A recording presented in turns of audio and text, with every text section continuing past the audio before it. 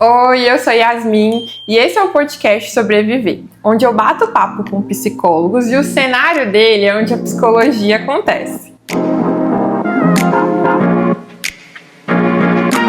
E hoje a gente vai falar sobre uma fase que marca muito a gente, com muita pressão, muita dúvida do que fazer, né? Do que escolher para a vida. Quem me recebeu hoje para falar sobre esse assunto foi a Elaine Prates. Ela é neuropsicóloga e também orientadora profissional. Ei, eu sou a Elaine Prates, sou neuropsicóloga, como a Yasmin disse, orientadora profissional, e para mim está sendo uma alegria muito grande te receber aqui hoje, receber você e sua equipe aqui no consultório. Estar dentro do Sobreviver está sendo maravilhoso. Obrigada pelo convite. Elaine, eu fiquei muito feliz. Quando eu pensei no podcast, eu falei, não, tem que trazer a Elaine. Tô adorando os conteúdos, a rede social dela tá maravilhosa, conteúdos maravilhosos. E assim, é uma área muito interessante. Muito interessante, de certa forma informal. Então, a gente fica bem à vontade para trabalhar com os meninos. Sim, gente, legal. Vai ser muito legal esse podcast. A Elaine, ela trabalha diretamente com adolescentes, que tá nessa fase ali, saindo do ensino médio, querendo saber, né, pra onde que vai, como que vai começar. E, Elaine, é claro que a gente vai falar sobre a sua graduação. Sim, eu imaginei. Eu queria muito saber, porque, tipo assim, orientar em relação a isso, eu vou lá atrás de quando eu escolhi. Quando você começou, assim, como você escolheu a psicologia? Quando você escolheu a psicologia, teve alguma dúvida? Então, Yasmin, essa pergunta realmente é muito legal, né? Na verdade, a gente ouve muito dizer que a psicologia nos escolhe, né? E realmente, porque a psicologia ela precisa de ter um tato diferente, né? Ter uma humanização diferente. Então, realmente, eu também acredito que a psicologia nos escolhe. E comigo foi assim, já tardiamente, né? Então eu não fui aquele adolescente, né, ele de 18 anos, padrão, que termina seu ensino médio e já entra na graduação. Então eu passei ainda por uma vida para então entrar na faculdade. Eu entrei já depois dos 37 anos, né? Então foi bem tardiamente. Mas veio a partir de um processo que eu tive com adolescente. Eu fui conselheira de adolescente na igreja que eu frequentava por muitos anos. Então tinha esse contato direto, dessa escuta, dessa acolhida, porém dentro de um viés cristão, né? De um viés religioso diferente. Né? Mas lidava assim, que era por ser periferia, então lidava assim com um público bem carente disso, sabe? Dessa presença, dessa escuta. E ali, todo mundo falava, nossa, você parece ser psicóloga, nossa, por que você não faz psicologia, nossa. E aí lá na minha casa também da mesma forma, né, da forma como eu sempre lidei, assim, com as pessoas, com o próximo. Então, um belo dia, eu tinha uma loja, né, eu tinha comércio, papelaria com essas lojas de decoração, né, que existe por aí. E aí ia ter um vestibular na instituição da cidade, na universidade aqui da cidade. Meus irmãos, o pessoal da minha casa, falou pra mim, Nana, faz a psicologia, sua cara, vai lá e estuda. Eu falei, não, gente, já tô velha, não vou fazer isso não, vai. Aí o meu marido foi, o Elton, né, ser muito parceiro, falou, não, você vai fazer sim. Fiz o vestibular, passei no vestibular, falei, vou encarar esse desafio. E entrei na psicologia, então foi assim que eu entrei, já tardiamente, por uma experiência mesmo, com a escuta, com a acolhida. Aí eu fui pra ciência, né, eu já tinha aquela habilidade, né? E fui para a ciência para dar embasamento a algo que eu já tinha. É muito interessante porque às vezes eu me identificava com algumas coisas na aula, eu me emocionava. Sempre, assim, né? A graduação da psicologia faz isso com a gente. É impossível você passar pelo curso sem se identificar. Sem esbarrar ali com alguma coisa muito, né, pessoal, muito interna. E como é que foi a graduação para você dentro da faculdade? Ainda mais que agora você trouxe que começou mais velha, né? Não saiu do ensino médio e entrou na faculdade. Sim. Porque tem essa questão. Porque, por exemplo, eu e Yasmin, lá vai eu me desabafar aqui. Aproveitar o ambiente. Aproveitar aqui o ambiente clínico. Eu entrei na faculdade com 20 anos e eu formei no ensino médio com 16. Então eu fiquei super cedo, né? Eu fiquei bastante tempo parada, assim. Parada, eu tava trabalhando, mas não estudando. Isso. Então, pra mim, quando eu entrei, foi assim, foi um baque também, porque por mais que sejam pessoas ali da minha idade, eu tinha parado de estudar com 16, e a galera tava, tipo, acabando de sair do ensino médio. Então eu senti muita diferença, é muito diferente. É muito diferente mesmo. E também, assim, a gente tem aquela sensação de que o proveito é melhor. Né? O proveito é muito melhor. E comigo, durante a graduação, aconteceram algumas questões, assim, bem engraçadas, eu ali internamente comigo mesmo, né? Na minha carteira. Me senti adolescente. Porque ali era meu momento, né? Então ali eu não tinha filho, eu não tinha marido, era eu com os meus colegas de sala, minha mochilinha, né? Tipo Dora Aventureira, e lá iniciando a minha aventura, literalmente. E às vezes eu tive um professor de psicanálise, né? Que ele estava dando lá a história da psicanálise, da psicologia pra gente, né? Então ele trazia alguns assuntos assim, sabe? Como a era da reforma industrial, aquela coisa toda. E eu lá na minha cabeça, gente, já tava com quase 40 anos, né? Eu ficava pensando assim lá, gente, quando é que isso aconteceu? Onde é que eu tava quando isso tudo aconteceu? Né? Então assim, resgatar todo aquele estudo teórico, né, de sala de aula para mim foi um desafio muito grande, né? Primeira vez que eu escutei lá ele falando da subjetividade do sujeito, aí eu falei, se isso cair na prova eu tô perdida, como que eu vou lembrar da subjetividade do sujeito? Sabe, assim, no primeiro período, né, e assim, sempre fui muito bem nas provas, me saí bem sobre a subjetividade do sujeito. Mas tinha algumas questões que eu ficava, meu Deus, não vou dar conta disso. Sim. Mas foi, eu acho que a melhor coisa, sabe? Aproveitei. Eu vou falar ainda um pouquinho dessa fase minha da adolescência, que foi uma adolescente clássica, né? Então, eu não era pegada a estudo, eu não gostava de estudar, né? E já na graduação, nessa idade, essa altura do campeonato, eu não vou aproveitar, esse que é meu momento. Nossa, eu me sinto tão inteligente na faculdade, gente. Eu acho que é porque a gente tá numa coisa que a gente gosta, uma coisa que a gente quer. Exatamente. Porque na escola eu ficava tipo, meu Deus, eu não tenho futuro. Eu não sei nada. Mas aí quando você entra na graduação e você vai estudando temáticas ali que você gosta e tal, por mais que seja um pouco difícil algumas coisas a gente não entende, mas você se sente ali, tipo... mais pertencente àquilo. Isso é verdade. E o que você acha que mudou, assim, da faculdade para sua prática? Mudou tudo, né? Ainda que na faculdade eu tenha passado de uma forma muito participativa, né? Eu participava de muitos projetos na faculdade, eu sempre fazia além daquilo que era solicitado. Então, por exemplo, tínhamos os estágios obrigatórios. Sim. Né? Eu ia lá, cumpria meu período de estágio obrigatório, mas se fosse algo que eu me identificava, eu sempre ficava depois de forma voluntária. Inclusive o PAOP, por exemplo, que é uma área que tem na universidade, que é uma integração das áreas, né? Então, a psicologia ali com assistência social, com a odontologia. E eu fiquei ali 6 meses fazendo um estágio, já voluntário, nem era obrigatório, gostei tanto que eu fiquei mais 1 ano e meio. Olha! Né? Então eu sempre tive esse viés bem participativo, integrado mesmo, né? Fui representante de turma. Ainda assim, quando a gente sai da faculdade, a sensação que a gente tem é que não gravamos, não guardamos nada daquilo ali, sabe? Então muda tudo, né? Desde a expectativa dos clientes, dos pacientes, se eles vão realmente chegar, até a dar conta de lidar com todas aquelas demandas, intervenções e realmente cumprir ali o que o nosso código de ética traz, que é causar o menor prejuízo possível na vida desse sujeito. Então mudou tudo. Eu fico pensando, eu tô no 8º período, eu fico pensando, meu Deus, e agora? Como é que vai ser? Tipo assim, quando eu sair da faculdade para entrar para a prática clínica, né?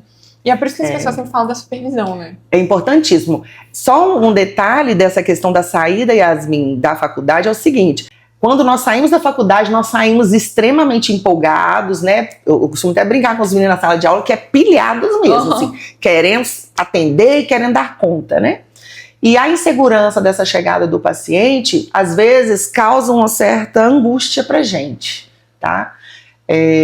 Inclusive, tem um fato bem interessante sobre isso, que meu professor na graduação expôs pra gente essa experiência que ele teve, né? Essa fala dele lá, depois que formou. E eu falei, eu vou fazer isso também, que eu acho que funcionou pra ele, deve funcionar pra mim também. Que foi assim, nos meus 2 primeiros pacientes que eu tive, eu chamei minhas meninas, né? Vou contar isso aqui, mas vocês não contam pra ninguém. Tá? Segredo nosso de o que acontece no podcast fica no podcast. Eu trouxe as minhas meninas, falei, vocês vão sentar na recepção e vocês vão ficar lá esperando, minha paciente vai chegar, porque eu precisava causar uma boa impressão, né? Então eu não podia ser aquela pessoa que, na minha cabeça, que chegava e não tinha ninguém ali me esperando. Eu falei, esse pai desses meninos vai ficar preocupado, né? Será que é bom mesmo? Não tô vendo ninguém aqui? Porque a gente tem essa noção, né? Sim. De que o profissional que tem muitos pacientes é o bom. E às vezes não é, né? E aí minhas meninas vieram, foi muito engraçado, porque o pessoal chegou, cumprimentou elas ali, entrou, atendi. Quando eu fui receber essa minha paciente de fato, eu falei, é só um minuto que eu já vou atender vocês. Ai, gente, eu amo. E foi muito legal, assim, sabe? Depois, eu acho que causou uma boa impressão. Sim. Sabe? E aí, então eu ganhei tempo, igual a medicação, que nos dá tempo para intervir com o paciente. Aquela estratégia ali, né? Eu vou até citar o nome dele aqui, porque ele é maravilhoso, o Jório, né? Foi nosso professor de psicologia jurídica, do estágio e tal, supervisor de estágio, enfim. Que legal, eu amei! Já vou anotar. E você me falou sobre a supervisão, né? Então, é outra angústia também do pós-formado, né? Sim. Que é você dar conta de lidar com aquela demanda ali sozinho. Sempre falo o seguinte, não precisa passar por nada sozinho. Busque ajuda, busque orientação, informação, né? Porque isso traz crescimento. Sim. Inclusive, eu tô com supervisão de 3 ex-alunos, atendo. Que legal! Nossa, e tem sido muito legal, muito bom mesmo, né? Eles vêm, traz, uma vez, eles estão mensal, né? Vem, traz as demandas, a gente caminha junto ali para 3, 4 atendimentos. Que legal. Eles seguem e colocam em prática. Nossa, porque assusta bastante. E outra coisa, chega questões que não foram vistas na faculdade.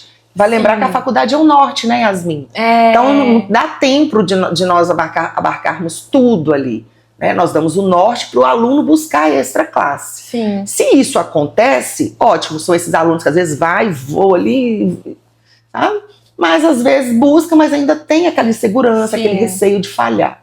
Né? Eu acho isso que é muito bonito, isso é muito ético e muito responsável, né? Sim.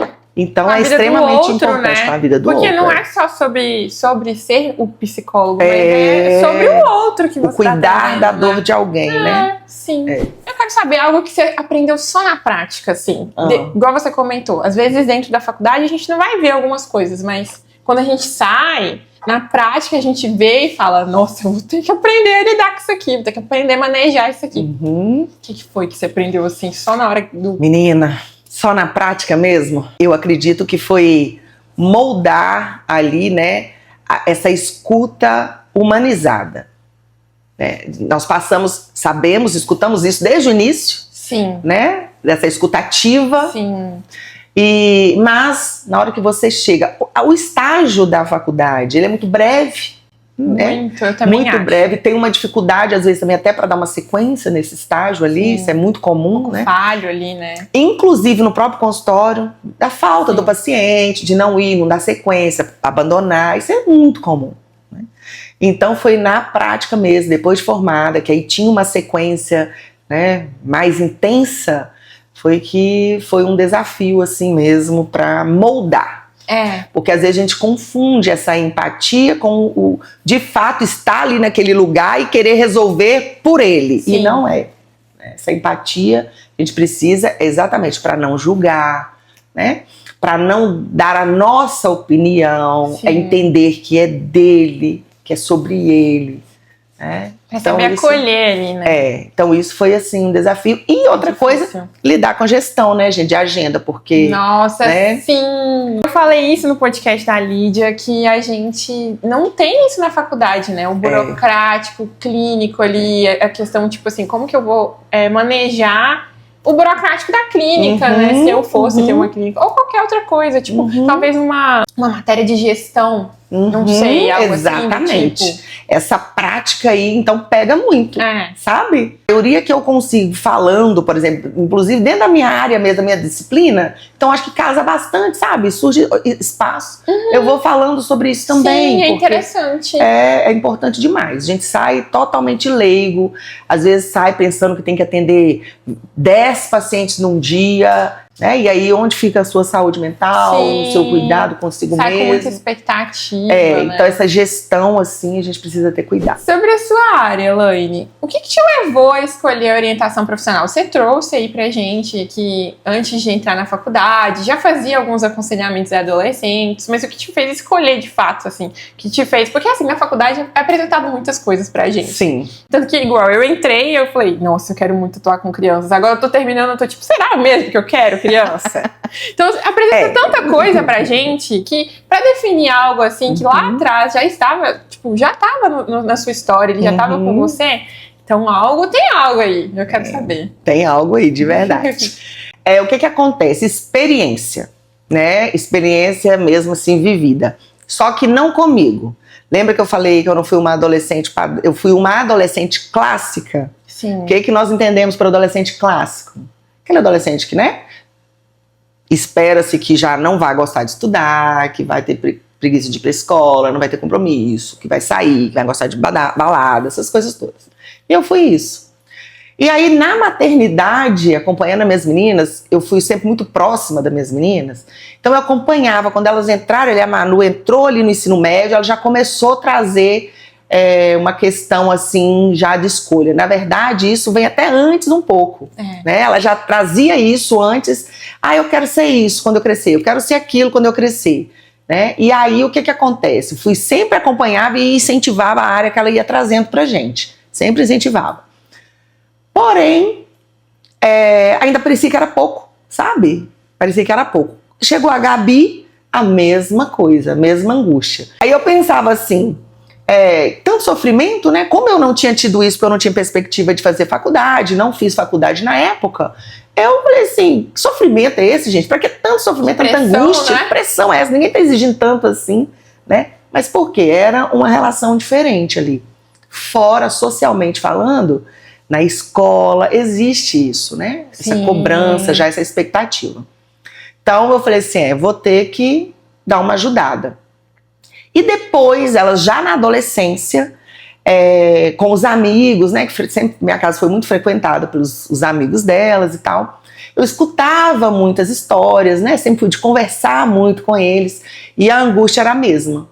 Aí eu já estava na graduação, já estava terminando a graduação. Eu falei assim, gente, isso é real então, né? Então não é só as minhas meninas que acontece, sofrimento é geral, sabe?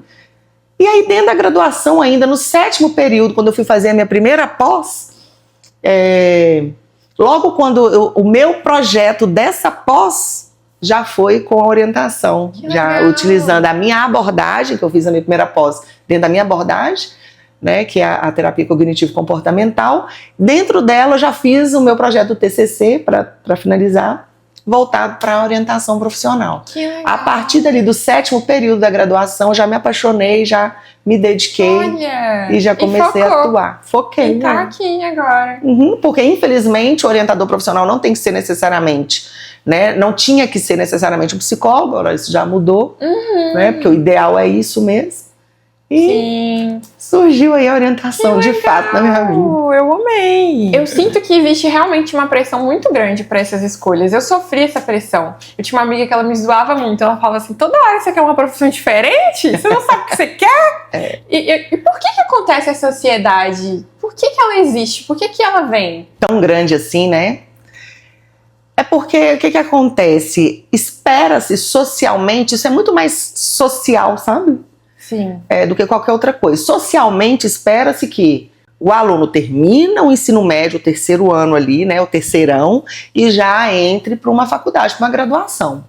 Então, quando você entrou no 1º ano, já começa. Consequentemente, a família já começa a pensar, daqui a pouco está fazendo 18 anos, precisa resolver a vida. Sim. Né? Então, já começa aquela cobrança aqui também. Por que esses pais aqui também cobram? Porque a sociedade cobra que esses pais cobrem desses meninos. Sim. Então, uma cobrança, já é um ciclo, né, de cobrança muito grande, sabe? E o adolescente, nesse momento, já tem muitas questões que está acontecendo ao mesmo tempo com eles, tanto emocionalmente, socialmente, cognitivamente, né, fisiologicamente, os hormônios, testosterona, tudo ali alto, né? E aí se torna angustiante mais essa questão aí também para ser decidido, né? Sim, que é uma decisão, tipo, que define na nossa cabeça, né? A gente coloca como se definisse realmente nosso futuro, como se, tipo assim, não tem como mudar, eu preciso escolher, Exatamente. e não tem como nem mudar. Eu vou ter que seguir isso para o resto da minha vida, aquela crise, né? Exatamente. E às vezes nem é assim. Não, é de jeito nenhum, né? Quando é que nós começamos algo e estamos ainda nesse algo até hoje? Né? Já mudamos várias coisas. Você, eu acredito também que já deve ter mudado, né?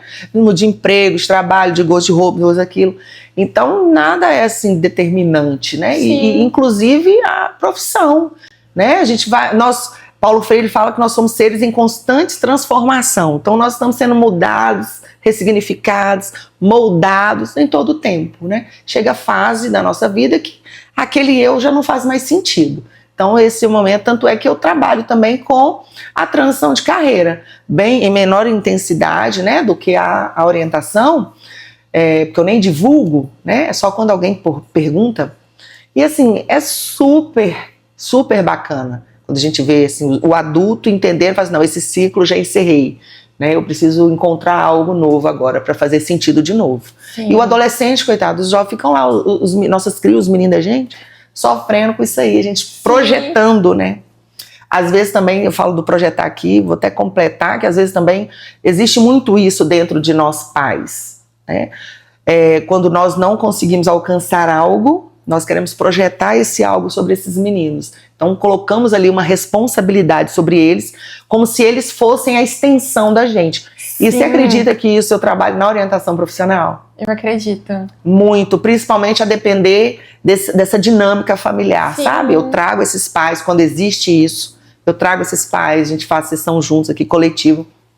E é muito enriquecedor. Eu ia te perguntar isso, se a família pesa muito nessa escolha. Porque demais da conta. É bem perceptível que algumas pessoas seguem algumas profissões por conta da família. A tradição, né? Existem as tradições. Inclusive, existem algumas profissões muito características. Sim. Clássicas. Como medicina. Direito. Né? Direito. E a administração ali, né?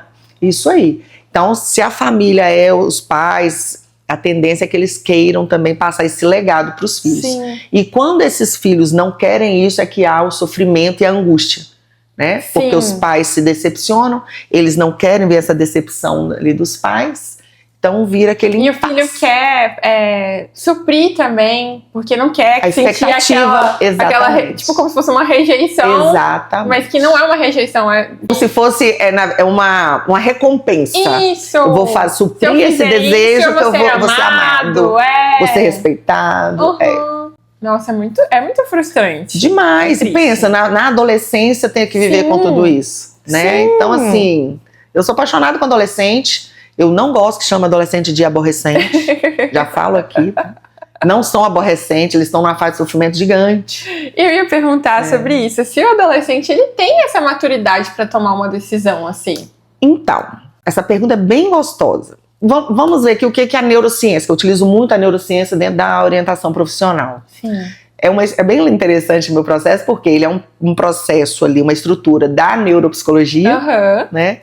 E com esse embasamento teórico da neurociência. Sim. Então a neurociência ela vai trabalhar o quê? Ela vai falar o quê pra gente? Que o córtex, né, pré-frontal dos meninos ali está em formação, Sim. né? E é onde acontece tomada de decisão, planejamento, análise de recompensa, análise de prejuízo, tudo nesse lugar, nessa área. Né? Se ainda está em formação, então não tem uma estrutura. Sim. Não tem ali uma qualidade para fazer essa escolha. Então, eles têm a possibilidade, né, mas não tem ainda a estrutura. Eles estão vivendo o que a gente fala de descompasso, né, na formação ali cognitiva.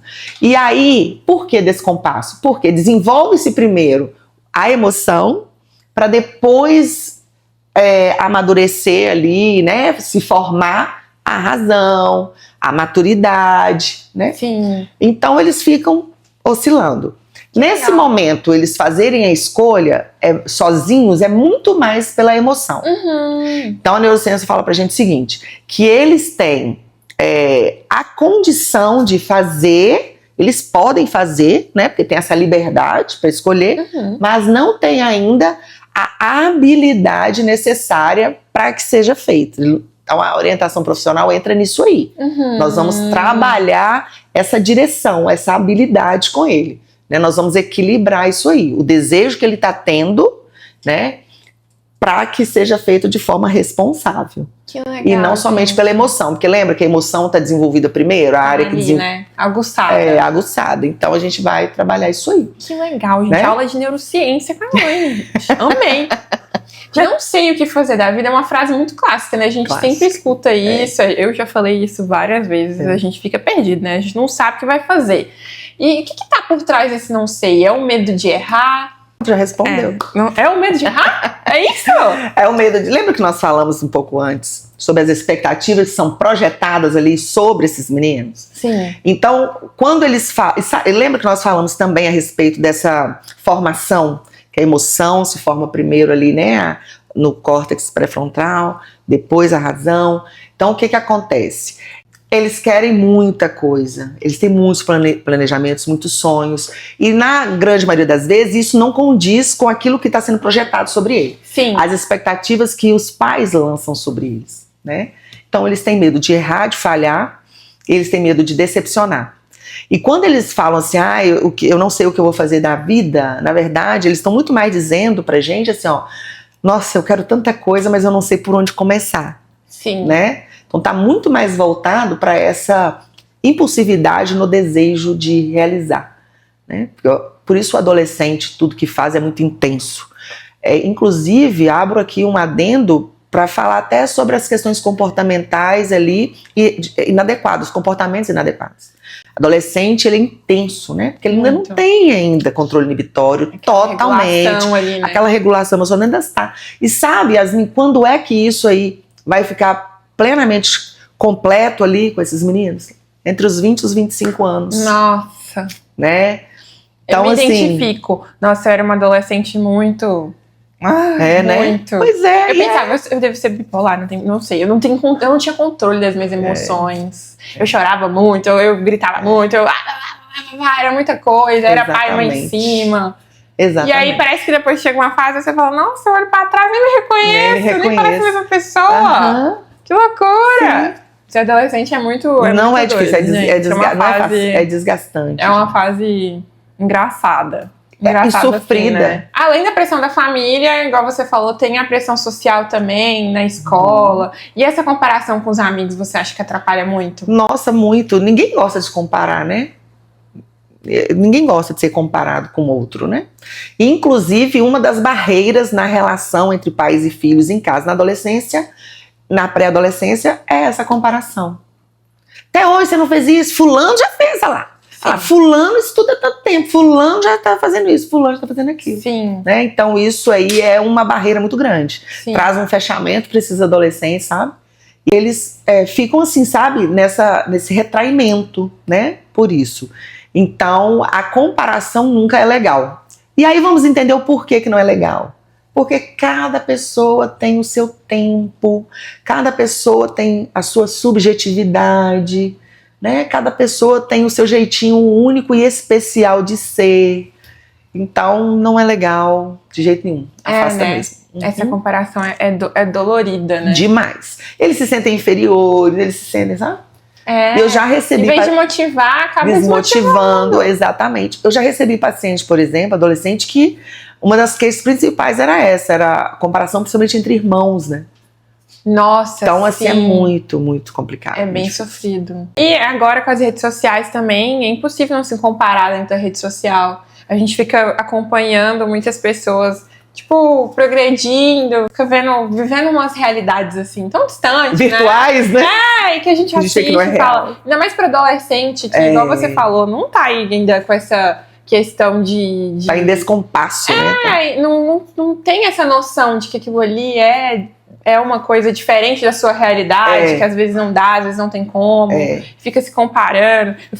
Não sei se você já viu, mas eu já cansei de ver vários podcasts de adolescente falando, não, que eu já fiz meu milhão e tal. Aí você assiste e você fica tipo assim, meu Deus, eu tenho 24 anos, qual é o problema? Eu nem sou adolescente, eu fico me comparando. Imagina esses adolescentes que estão saindo agora do ensino médio. Exatamente. A rede social atrapalha muito, né? Demais, porque é uma realidade que não é real ali, né? Na grande maioria.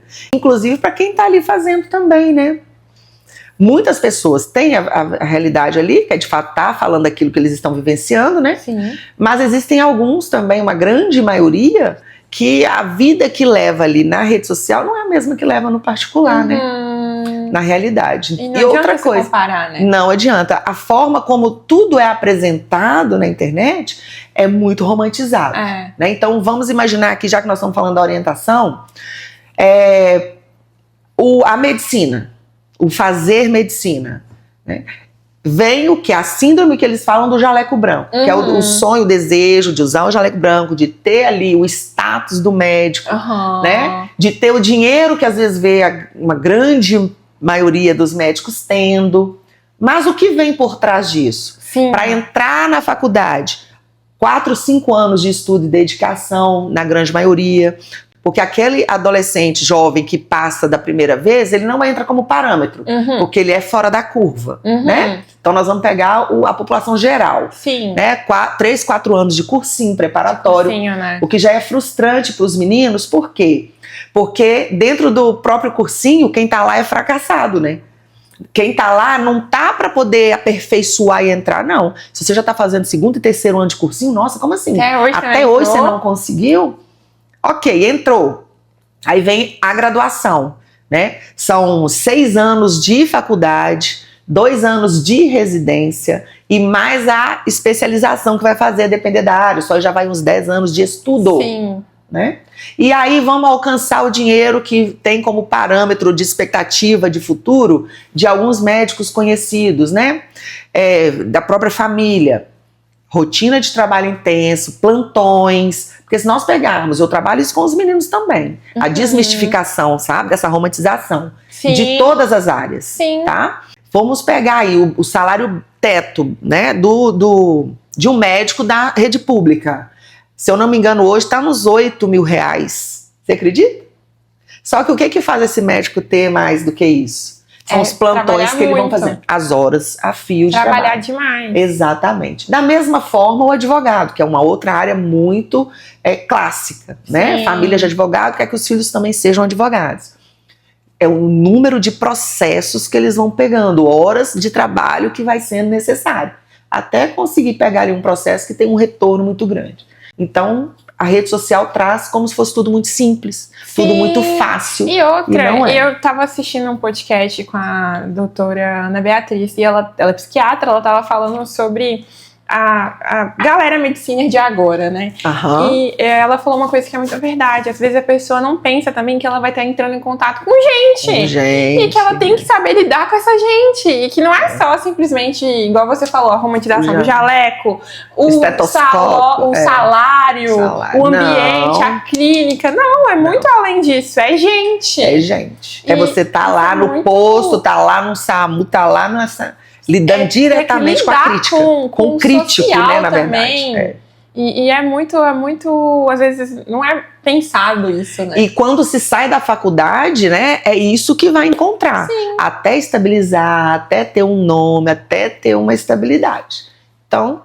né? E o salário vem disso, desse trabalho duro que você faz com vai as construindo, pessoas. Exatamente. E às vezes não pensa, né? Não. Tem que pensar. Por quê? A idade, né? A adolescência, eles estão muito pela emoção. Então, a orientação profissional ajuda a equilibrar isso aí, né? Mas você perguntou dos testes. Sim. Né? Então, os testes entra aí para fazer essa análise, né? Os testes definem? Não, eles não definem de fato, né? Por isso é perigoso aplicar testagens aleatoriamente, sozinho, sem um contexto. Se for aplicado sozinho, sem um contexto, para aquela pessoa que está fazendo a testagem vai ser determinante, né? Mas dentro de uma construção de um perfil profissional, que é o que a orientação, né, traz, não define, não. Por que eu disse lá atrás que a minha estrutura ela é da neuropsicologia? Sabe quantos testes eu utilizo com os meus meninos aqui, com os adolescentes? Nossa, eu ia falar muito. De orientação profissional. Muito? Tipo, sei lá, Um 5, um 6? 8. Quase o mesmo tanto que eu utilizo na neuropsicologia, né? Na avaliação neuro. 8 instrumentos de testagens. 5 deles são privativos do psicólogo e 3 não são privativos do psicólogo, mas nos traz, assim, sabe, resultados sensacionais. Uhum. Né? E aí dentro dessa testagem é que eu costumo falar para os meninos que a orientação profissional ela é uma colcha de retalho. Uhum. Então os instrumentos vão dar coesão para esses pedaços, partes, que ao final vai ser construído ali, costurado, né? Formando então um perfil para eles, profissional. Então assim, nós vamos avaliar várias áreas, habilidade, aptidão, maturidade, autoeficácia, né? Então é muito autoconhecimento. Para depois aprofundar, para depois trazer um resultado baseado em tudo aquilo que ele me trouxe. E eu sempre coloco 3 áreas, sabe? Que transita ali dentro. Nossa, mas também se colocar muito, já começa a ficar perdido. Não pode. Não pra pode. Escolher qual que vai ser. Exatamente. 3 possíveis áreas de atuação. E aí eles perguntam assim, Nana, e como que eu vou decidir? Sabe aquela área que você olha depois desse processo de 10 encontros, né? Você já está com um conhecimento ali um pouco mais aprofundado sobre si mesmo, e você olha e fala assim, o coração fica quentinho. Pode pegar essa daí que vai dar certo. E Elaine, assim, eu já convivi com algumas amigas, assim, no meu contexto, que elas começavam a faculdade, falava, não me identifico, era o que eu queria, mas não quero mais. Aí vai começa outra, aí para de novo, aí começa outra, aí fica nessa. Sim. Isso significa que a pessoa, ela tá fazendo umas escolhas, ou que ela tá errando em alguma coisa, ou é fracassada, algo assim do tipo, porque tem essa visão, né? Tem pessoas que olham de fora e falam assim, nossa, mas ela já mudou de faculdade 5 vezes, nossa, não vai dar certo em nada. Essas são as testagens que o ser humano vai fazendo, né? Não é fracasso, não é nada do pejorativo, sabe? Tá muito mais relacionado a pouco autoconhecimento, né? E também insegurança, sabe? Sim. De assumir algo ali. Então aí eles ficam transitando, tentando encontrar essa segurança e esse autoconhecimento. Né? A orientação profissional ajuda muito também porque poupa, a única coisa de prejuízo aí é o tempo. Sim. E o dinheiro que vai gastando com essas outras áreas que vai testando. Sim. Então às vezes a testagem ela não precisa acontecer na prática, lá no curso, na graduação. Ela pode ser feita antes. Mas o que acontece? Às vezes a pessoa não tem acesso a essa informação, que existe essa área de orientação. Sim. Às vezes a condição mesmo, né, financeira também não permite que faça. E então passa por isso.